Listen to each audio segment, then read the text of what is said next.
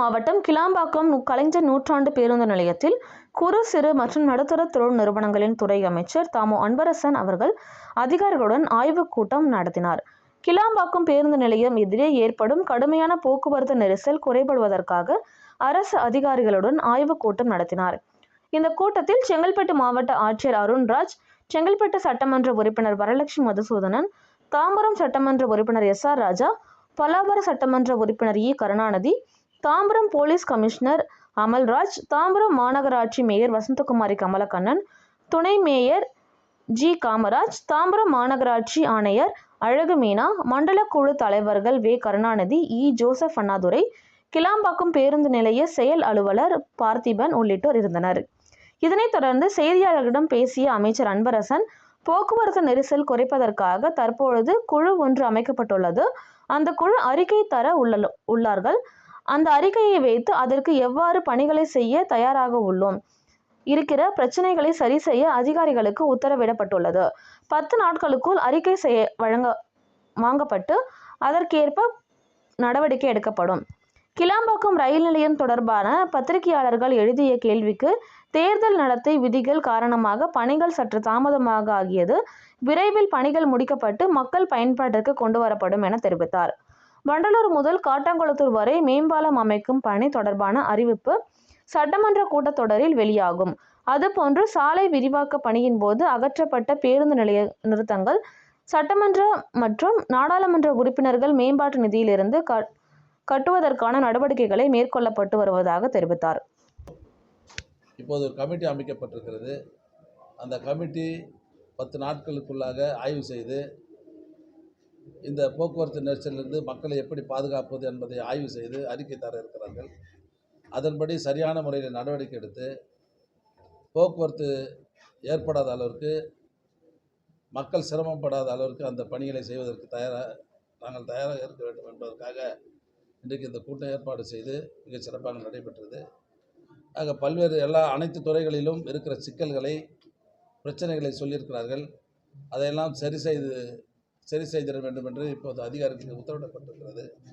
ஆக ஒரு வாரம் 10 நாட்களுக்குள்ளாக நிச்சயமாக, அதாவது சனிக்கிழமை பார்த்தீங்கன்னு சொன்னால், வெள்ளிக்கிழமை பார்த்தீங்கன்னா இங்கேருந்து தாம்பரம் வழியாக இருந்து செங்கல்பட்டுக்கு போக முடியாது.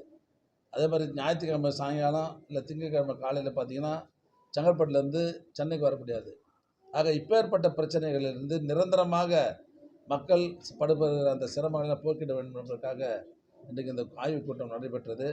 ஒரு வாரம் 10 நாட்களுக்குள்ளாக அந்த ஆய்வு தருகிற அறிக்கையின் மூலமாக சரியான நடவடிக்கை எடுத்து போக்குவரத்து சிக்கலிலிருந்து மக்களை நிச்சயமாக பாதுகாப்போம் என்பதை நான் தெரிவித்துக் கொள்கிறேன்.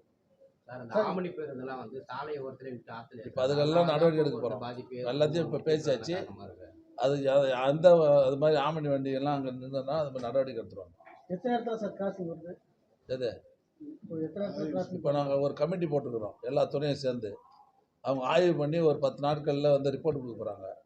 அதன் பேரில் அவங்க அந்த ஆய்வில் என்னென்ன சொல்கிறாங்களோ அதெல்லாம் சரி செய்து தந்து அந்த போக்குவரத்து பிரச்சனை சரி செய்ய இருக்கிறோம். எதுக்கு வந்து ஓப்பன் பண்ணி விட்டோம்னா அந்த பஸ் இப்படி வந்து இறக்கி விடுவாங்க. அங்கேயே சிக்கல் இருக்குதுன்னு எல்லாம் சொல்லிட்டாங்க. அந்த சிக்கலை தீர்ப்பதற்கு என்ன நடவடிக்கைன்னு சொல்லி இப்போ வந்து அந்த கமிட்டி ஆய்வு அறிக்கை தந்ததுக்கப்புறம் அதெல்லாம் ஒழுங்குபடுத்தி சரி பண்ணி அது ஜனங்கள்லாம் நிம்மதியாக போகிறதுக்கு வரதுக்கு ஏற்பாடு நாங்கள் பண்ணுவோம். காவல்துறை இருக்குது, வருவாய்த்துறை இருக்குது, நெடுஞ்சாலைத்துறை இருக்குது, கார்பரேஷன் தாம்பரம் மாநகராட்சியினுடைய அதிகாரிகள் இருக்கிறாங்க.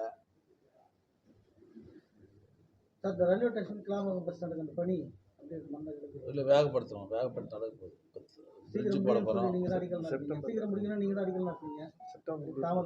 எலெக்ஷன் கோடு வந்து இல்லைப்பா, எந்த வேலையும் நடத்த முடியல. அதுக்கு டெண்டருக்கு போகணும், அதெல்லாம் டைம் ஆகணும். இப்போ நீங்கள் தான் கிட்டத்தட்ட 45-50 நாள் பாழாக போச்சு. இனிமேல் தான் அதை வேலையை வேகப்படுத்தி பண்ண போகிறோம். அதுக்கு நிதி ஒதுக்கீட்டுலாம் பண்ணாங்க. அதனால் நிச்சயமாக வந்து இந்த ரோடை எப்படி தலைவர் வந்து 29 கிலோமீட்டர் பாலம் போடணும்னு சொல்லியிருக்கிறாரு. நிச்சயமாக வந்து தலைவருக்கு எல்லாத்தையும் நாங்கள் சொல்லிட்டோம் முதல்வருக்கு. ஆக எந்தெந்த பணிகள் அதுக்கு எவ்வளோ பணம் வேணும் ஒதுக்கீடு செய்து அந்த பணிகளெல்லாம் நிச்சயமாக எவ்வளோக்கு எவ்வளோ வேகமாக செய்திட முடியுமோ செய்து மக்களுடைய பிரச்சனை நாங்கள் போகிறோம். இந்த கமிட்டி யார் தலைமையில் சார்? மாவட்ட ஆட்சித்தலைவர் இப்போ அதாவது அதாவது காவல்துறை அதிகாரிகள் எல்லாமே முக்கியமான அதிகாரி தான் போட்டுக்கிறோம். நாங்கள் தான் ஆர்டிஓ தலைமையில். சார் என்ஹெச்ல கட்டப்பட்ட இடிக்கப்பட்ட பஸ் ஸ்டாண்ட் எதுவுமே கட்டாம இருக்கு, நிலக்கூட கம்ப்ளீட்டாக எடுத்துகிட்டு இப்போ அதையும் ஆய்வு பண்ண சொல்லியிருக்கிறோம். அது வந்து சட்டமன்ற தொகுதி மேம்பாட்டு நிதி, நாடாளுமன்ற தொகுதி மேம்பாட்டு நிதியிலேருந்து எங்கெங்கெல்லாம் அந்த பேருந்து நிலையத்தை அந்த நெல்கொடை எடுத்துட்டாங்களோ எங்கெங்கே தள்ளி போடணும் அதையும் நாங்கள் இடத்த ஸ்டடி பண்ண எல்லாத்தையும் இடத்த ஸ்டடி பண்ணி அதையும் போட போகிறோம். யார் யாரெல்லாம் அந்த ஆக்கிரமிப்பில் இருந்து போக்குவரத்துக்கு இடைஞ்சலாக இருக்கிறாங்களோ அது யாராக இருந்தாலும் நிச்சயமாக நடவடிக்கை எடுக்கும். யாராக இருந்தாலும் சரி, யாராக இருந்தாலும் சரின்னு சொல்லிட்டேன்னா போலீஸுக்கே சொல்லியாச்சு.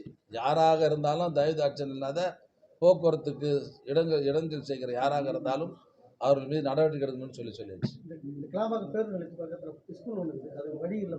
இப்போ அதையே சொல்லியாச்சு. எல்லாம் உங்கள் கதை எல்லாத்தையும் நாங்கள் பேசிட்டோம், ஸ்டடி பண்ணி அதுக்கு பின்னால் வழி கொடுக்குறது தானே. அதுக்கு ஏற்படும் வேகமாக நடந்துட்டு இருக்க வேலை இன்னும் 4 மாதத்தில் முடிஞ்சிடும்.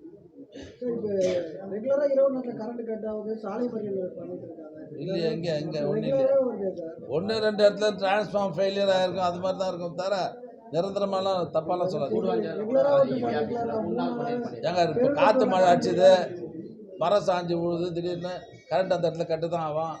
அதுக்கு எல்லா இடத்துலையும் கட் ஆகுதுன்னா எப்படி அது? நன்றி, வணக்கம்.